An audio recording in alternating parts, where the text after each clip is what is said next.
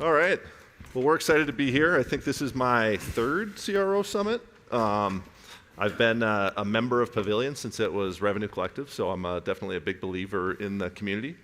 So, go-to-market alignment has been a hot topic in our world for a long time, right? And I think it's always been one of those things that we focused on. We need to just get better at it, right? But it doesn't need to be perfect. As long as we can get to good enough, it's okay. But we have a few different market convergences that I think are really driving us to a point where go-to-market alignment is like, it's table stakes. We have to be fully aligned or else we can't win. And part of that is thank you, I'll take that. Part of that is, we used to think in the way of like, hey, let's optimize each of our channels. We have an inbound channel, we have an outbound channel, maybe we have a partner channel, maybe we have a PLG channel. And everybody's focused on abundance within those channels of how can we get more leads, how can we get more meetings, whatever, right? It's not really reflective of how buyers buy now, but that was also in the days where funding was abundant, and we really thought in this idea that like our success was centered around how big is our war chest, right? And how big our war chest was determined how much we could grow our pipeline. So, as we grew, maybe cost per opportunity got a little more expensive. Maybe cost per lead got a little more expensive. But we could really just plow through some of those inefficiencies with brute force, right? Each individually do that. And really, like now, we're not in that stage anymore. Buyers have changed. The individual siloed channels are not reflective of how buyers buy, right? And we don't have the abundant funding we used to have where we can't plow through it anymore with money. So like execution is the currency that works now. And if we can't execute as a cohesive unit within our commercial teams and our go-to-market units, like we just can't scale the way that we need to. Maybe you can make it to a certain point, but then you get bigger growth goals the next year, and as your efficiency degrades, you can't do it anymore.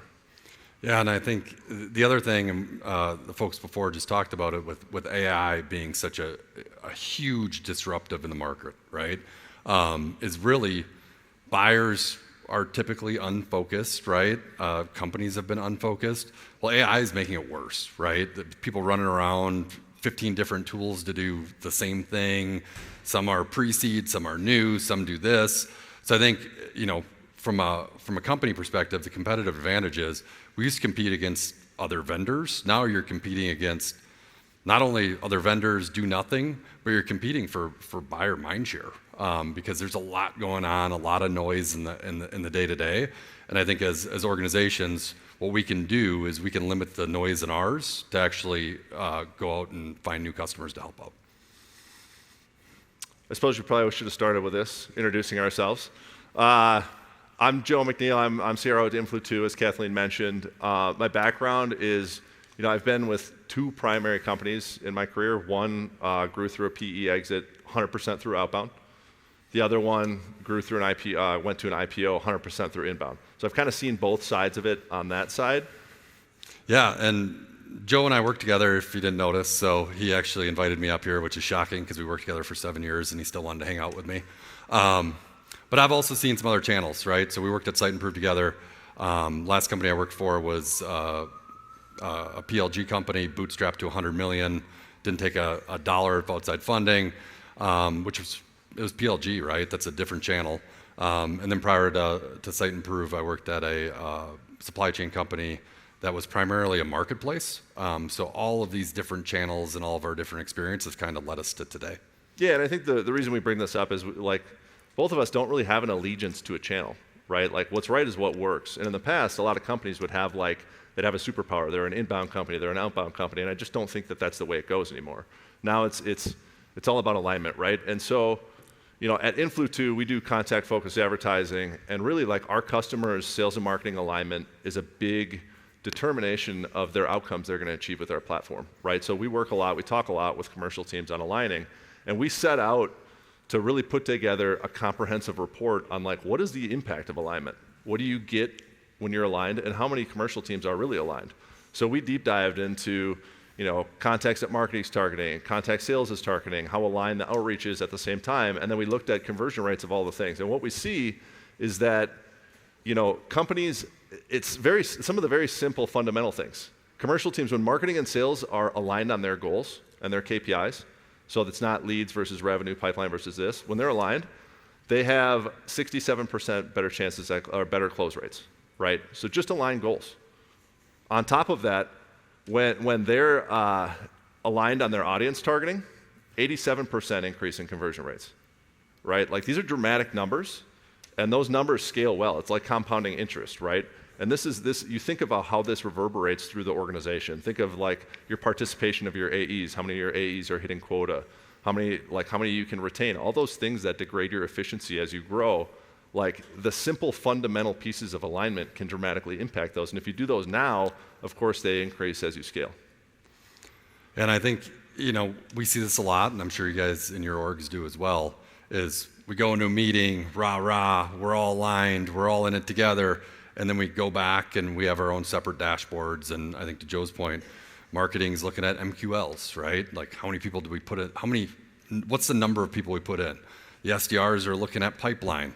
Sales reps are looking at how much revenue they closed. And ultimately it just doesn't work. If you look, across the data, 11% of companies say their sales and marketing are actually aligned in who they're targeting from an audience perspective. And actually handing off, right? Like, there's one thing to target the same people, but actually getting the leads to where we can actually execute on them.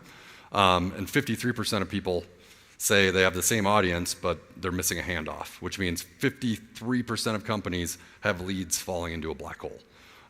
So you think not only from a spend perspective, all of that money just going into a black hole, but from a revenue perspective, right? We can talk about costs and how much it costs to do that, but there's the opportunity cost of what revenue you were not able to capture. Yeah, just think about it. I mean, these are dramatic numbers. 89% of companies have a lot of room for improvement on alignment. A lot. And so, like, how this manifests itself and what happens with all this is teams aren't aligned and they're not hitting their goals. Like, pipeline goals are tough right now. If you walk around and ask how many people are ahead of their pipeline goal, not a lot of people raise their hands, right? And what we see over and over is when you get behind in your pipeline goal, what's the reflex, right? Go deeper and wider, do more and more, right? And this results in a lot of companies having a pipeline strategy that's a mile wide and an inch thin, right? And so what happens is, like, we've gotten to this point where, it was funny back when, Outreach and Sales Loft were like really growing. A lot of people would be like, oh, we have these spam cannons, right? And we can just like spam the market. And as you get further behind, the tendency to like do that, increases. Well, now, like, with AI agents and whatnot, there's nuclear spam cannons. Like, everybody's getting 1 million emails every day. And it's because everybody's trying to do more to get more pipeline. And the reality is, like, the reflex, I get the reflex. It's the safe answer. When you're in a board meeting and you're behind, it's like, we're going to go out and we're going to do twice as much as we did before. But the answer now is to focus, right? It's to decide, who are we? If you try to be everything to everyone, you're going to be nothing to no one, right? And AI, as Mike said before, is making that more and more prominent, of the sense, like, you need to pick a plot of dirt and you need to pick, who do I serve and how am I going to stay relevant with those people? And what we see right now is 71% of cold emails are skipped due to irrelevance, and 95% or 96% go unanswered. Cost of opportunities is up 18% year over year, right? Like, those are numbers that make it tough to succeed. And I think, as we look at this, right, and Joe brought up the pipeline being the target being a mile wide and an inch deep. Focus is a posture. You choose to actually have that posture. And I think if you look across, it's a hard thing to do, right? Because, like, to Joe's point, the knee-jerk reaction is do more, do more, do more. I think, the point here is be productive together versus being super busy individually. Because I think, I say this to my reps all the time. How was your week? I was super busy. All right, were you productive? The answer is no, 95% of the time, because they were running from one thing to another. And I think what's happened is sales and marketing is very busy, but super unproductive. Really understanding who that ICP is and just doubling down on it and being sure you're right. You can run experiments. Experiments are good. But if you just wholly open up your pipeline nuclear cannon, I guess as Joe put it, you're going to run into some problems. Yeah, and so, like, we've set the scene, right, of the issues with sales and marketing alignment right now. And we wanted to sort of take it a step further and say like, hey, what are the 5 biggest friction points we see and how do you resolve those friction points? Like what do we see with best-in-class companies that are successful with their go-to-market alignment? Yeah, I mean, I think this is the top one, right? In terms of the ultimate goal of most of our organizations is drive revenue and revenue growth. So as long as that's everybody's goal, you're not going to go wrong, right? As long as everybody's pointing in the right direction. I think sometimes we get stuck in our own dashboards, and sometimes comp plans are misaligned, right? If your marketing leader has an MQL bonus plan and your SDR leader has a pipeline goal, the marketing leader may get their bonus at the end of the year and the SDR leader isn't, right? Because garbage in, garbage out. So I think fundamentally being aligned on revenue targets and revenue growth. I think if you're a leader at your company and you have a different comp plan than the leader sitting next to you, you're ultimately going to make different choices.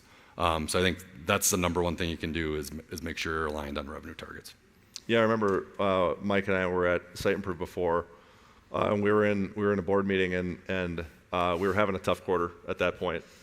And I remember marketing put on the board, they were like, oh, we were at 136% to MQL target this quarter, right? And we were like, how did that happen? You guys were behind. And they're like, oh, we just changed the scoring for our MQL, and we caught up. And I was like, okay, sweet, that's great. They got their bonus and we did not. Yeah, that must be nice. They were playing chess and we were playing checkers. Yeah, for sure. And like I touched on it earlier, but the audience mismatch is another friction point that we see, right? And it's this concept of ICP. We've all talked about determining ICP, but it's like, what does that mean within your company? And does it mean the same thing to everyone? If we ask your SDR leader, your SDR, your RVP of sales, your AE, your marketing leader, your demand gen manager, or your founder, what the ICP is, are they all going to say the same thing? Like that's the test. Like ask those questions, find out what people say, and then how do they come to that answer, right? Is it sticking your finger in the air and seeing which way the wind's blowing, or are you using like data to determine this? And when we went through this exercise internally at our organization, we looked at LTV of customers and NRR.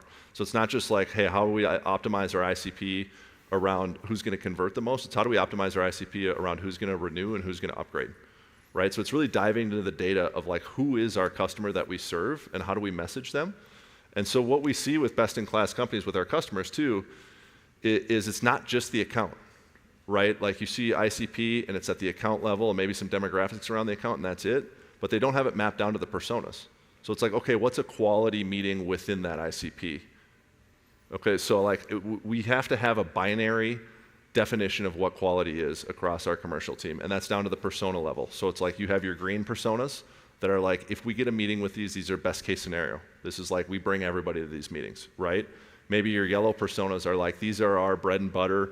These are the users, the main people, the doers, the people that are influencers within our deals. And these are all the titles, this is the messaging, and this is how we're going to target them. And then you have your red titles of like, these aren't the people that we want, right? These are not quality meetings. And maybe we'll talk to them at times if they come inbound, and we'll try to work our way to the yellow or green personas within there. But like, this isn't who we're targeting. And you also can have like, maybe you're marketing to the CFO. You don't want to talk to the CFO, but you just don't want, when your proposal gets to the CFO, that to be the first time that they see your brand. But you have to have like this aligned definition of your ICP down to the persona level with a binary definition of quality. So if your AEs come to you and they say like, hey, I'm not getting quality meetings this quarter, then it's not like, it's not anecdotal. You can dive in and you can look at the meetings and you can be like, what do you mean? These like 85% of your meetings this quarter were quality. And you know what, if the definitions need to change, you can have that conversation, but then there's not all this squabbling about, hey, are we getting good leads? Are we getting good meetings? What are the meetings? You have a binary definition of equality that you can all report on, that you all agreed on. Yeah, I think back to the point of noise, right? I think we've heard it from a lot of people, but noise, when it comes to signals, super important, right? We have demo requests, you have third-party affiliate intent signals, you have first-party, you have signals coming from everywhere, right? And I think we've gotten overdone with signals where they don't mean anything anymore. So I think even barreling it down to what's important, right? I think back to Joe's question, go ask an SDR what type of signals they want.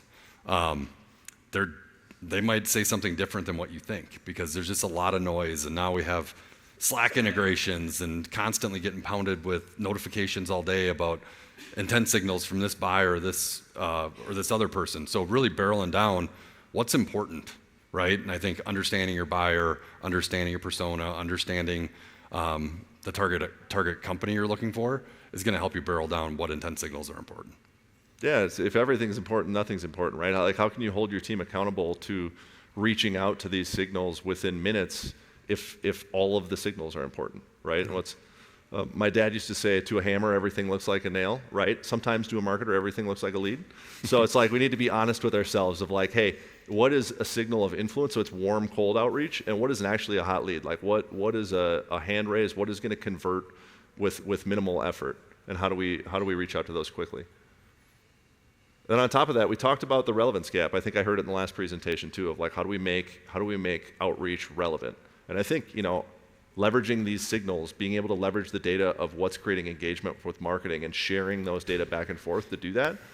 But I think, we talked about our last company being primarily outbound. I'd love to say, we walked uphill both ways. It was way harder back then. It's way harder now. It was way easier back then. And I know, when we were training our SDRs before, the way to differentiate and to provide relevance was really to do research on the person and to really write like a well-crafted, personalized email that only a person could write.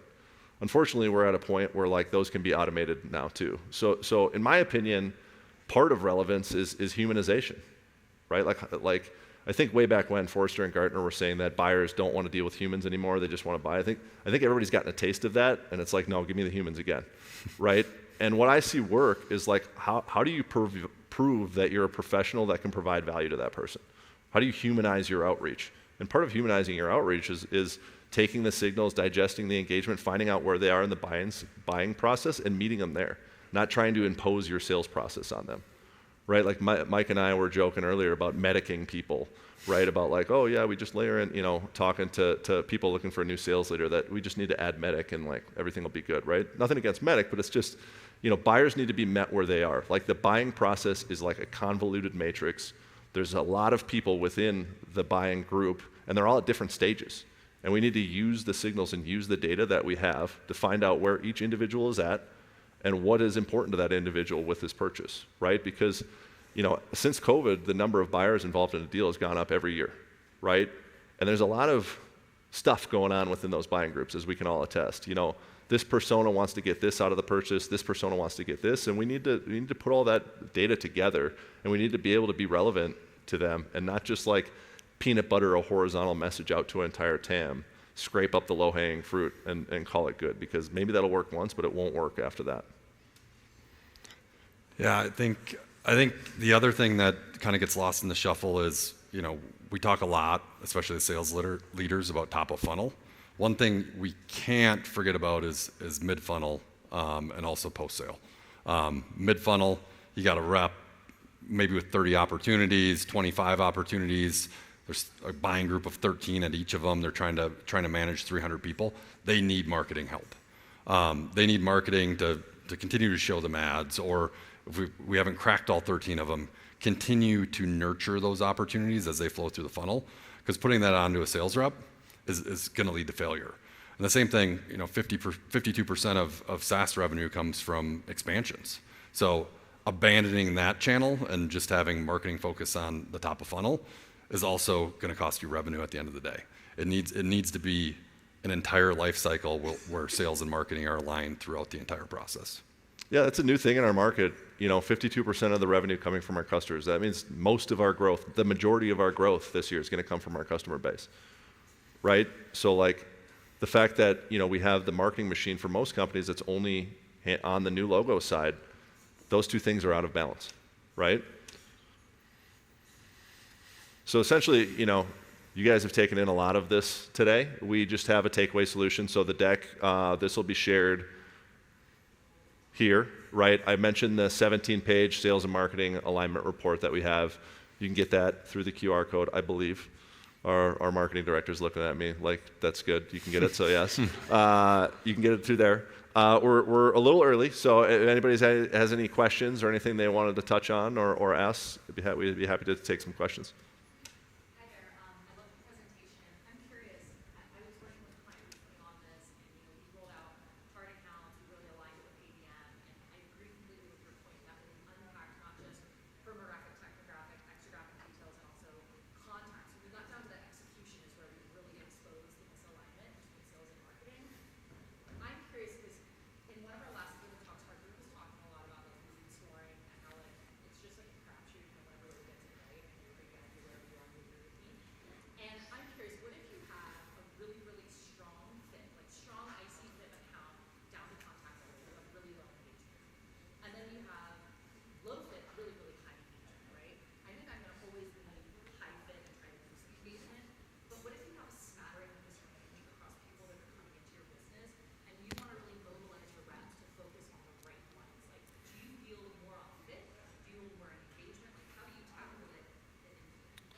Yeah, well, the beauty with us is we target only the contacts we want to target, right? So it should be $20 under your chair for walking right into that. But so for us, like, all of the contacts we're getting engagement with are the contacts that are a good fit for us. But I'm always going to optimize on the fit, right? And it's hard because, like, you don't want to ignore the low fit, but you have to have a motion for that. But, like, the way I look at it is AEs are expensive, and your best AEs are, like, the best AEs are hard to find. And you think they have a finite amount of time that they can spend talking to customers. Who do you want them to spend that time with? Or prospects, right? I want them to spend the time with the people that are the best fit for us, right? Because we talked about, 52% of your revenue is going to come from your customers. Well, the way to feed that is to get new logos in. And the new logos being a good fit is what's going to drive your NRR, right? Poor fit customers, it's like it's the worst case scenario possible, right? So really the motion to talking to those poor fit customers or prospects is probably trying to disqualify them. So, like, do you want your best AEs disqualifying business, or do you have a different motion for that? So really it's like everything within your engine is focused on best fit, and everything else is just noise. And I would go back to why you've defined them as poor fit, because I think you'll find your answer, right? If you've defined them as poor fit, they probably churn at a super high rate. Their payback period's 18 months, and they're probably going to stay for 12. You're probably going to come to the answer, right? Got it. Anything else? Any other questions? So your friction point number 1 was on goal misalignment. As an ops person, I think I've seen every possible version of goal misalignment. You might have too. Yeah. I'm curious to know, what have you seen that really works? Have you had marketing leaders that own the entire pipeline? Did they just own creating part of it? Did they just own advancing part of it or all of it? Have you had product leaders also tied to a revenue target in addition to the revenue leader? Have you seen the perfect model? Yes and no. I mean, the perfect model, what's right is what works in a way. I think you just have to get away from vanity metrics being the way that you define winning, right? Like, vanity metrics being there and leading indicators being there, it's fine, right? If we have this many site visits, we get this many leads. If we get this many leads, we get this many opportunities. If we get this many opportunities, we get this much revenue. The problem is, those metrics can be gamed, right? Like, if you're optimizing around open rates, then you create clickbait and you get open rates, right? But that math doesn't math, right? So I think it's like, down to its core is, what does it mean to win? And does everybody have a unified definition of what it means to win? So we're all eating from the same table. And of course, I'm going to say that everybody should be measured on revenue. I don't think you'll get a CRO here to say to disagree with that. But yes, I think it boils down to pipeline and revenue. Like, how do we focus on that? But it also is like, what are we optimizing for? And every business is a little different, right? Like, do we need to improve our conversion rates within our open opportunities? If so, like, everybody should be focused on that. It's not just a sales problem, it's a marketing problem, it's a product problem, right? So it's what are we solving for? And every company's a little different. Some companies do really well in new logo, but they struggle on renewal. Some companies do really well on renewal, but they struggle with new logo. So it's like, what are we pointing our engine at to optimize to, and how does everybody optimize for that? And I think one of the things that's kind of ruined it is the single attribution, right? We were talking about that earlier of, this came from marketing or this came from a BDR. It doesn't matter, right? Like, it got in the funnel. That's the goal. So I think, to Joe's point, alignment on revenue and pipeline. And then really, from that standpoint, whether it's paid ads or BDR, they're all just ways that customers are finding you, right? If you put $1 in, where do you get $4 or $5 back? Because that's where you want to invest, right? And I think, if you go down the path of marketing has to contribute this much pipeline and the SDR team has to contribute this much pipeline, you kind of already lost, right? You're already kind of creating this divisive situation where they're going to fight over every lead that comes in, which creates misalignment, and then you're kind of back to square one again, trying to create trust again amongst the team, which we didn't talk a lot about that today, but the mistrust, right? If you gave a survey to the sales team and you gave a survey to the marketing team about how much they trusted each other, maybe it'd be great. My guess is a lot of companies would be pretty low, just from the standpoint of, there's usually friction when they're involved with each other. I hope I'm wrong, but my guess would be it would be low. Yeah, my question on misalignment as well. Steve did this with Verity. One of the ways I think companies can get away from misalignment,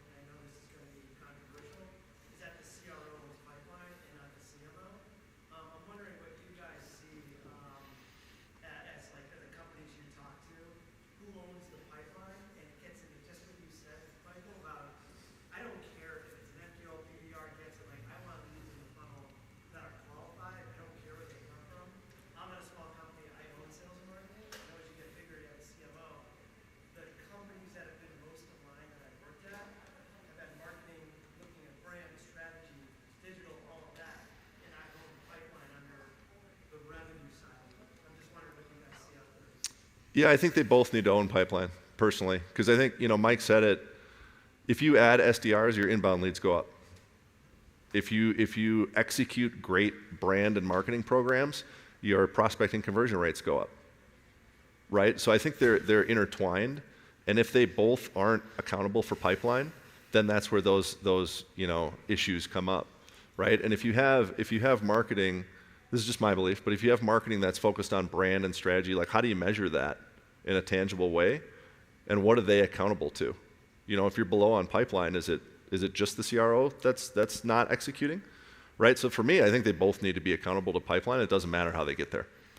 And I think, so at my org, I own pipeline. The CMO doesn't report to me, but at the end of the day, it's my responsibility to get pipeline in and get revenue in. We have a monthly KPI call, talk about where we can get all the leads are coming from and what's working and what's not. And then we have a mid-month check-in. It's a 30-minute check-in. Are we behind? Are we ahead? What's working? What's not? Do we need to adjust? But ultimately, at least at our org, I run that meeting, and the marketing team's obviously a part of it. But it's really to get everyone's input. But at the end of the day, if we don't get the pipeline in, I don't hit my revenue numbers, and I'm probably looking for a new job, right? Yeah. Yep. It's a good question. Yep.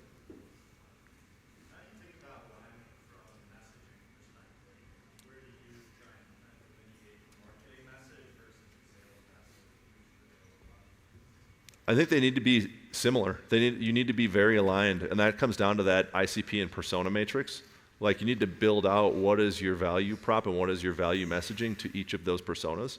Because the reality, if you're looking at building synergy within your programs, like, they have to be cohesive. They have to be connected. If an SDR is reaching out to someone and they're seeing ads for marketing or they're seeing content for marketing, they should be saying the same thing, or else those two things aren't building on each other. Yeah, I agree. And then if they're not, think about it, right?